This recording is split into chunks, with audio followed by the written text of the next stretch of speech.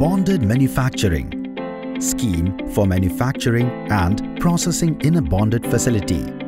What is bonded manufacturing? With the government's continuous effort to promote India as the manufacturing hub globally and the commitment towards ease of doing business, another initiative in this direction by the CBIC is allowing import of raw materials and capital goods without payment of duty for manufacturing and other operations in a bonded manufacturing facility. How does it work? In a bonded manufacturing setup, 1. When the raw materials or capital goods are imported, the import duty on them is deferred. 2. If these imported inputs are utilized for exports, the deferred duty is exempted.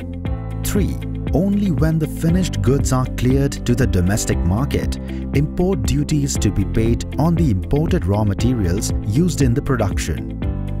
Advantages of bonded warehousing. 1. Deferred duty on imported capital goods and raw materials. 2. Warehouse to warehouse duty-free transfer allowed. 3. No fixed export obligation. Ease of bonded manufacturing.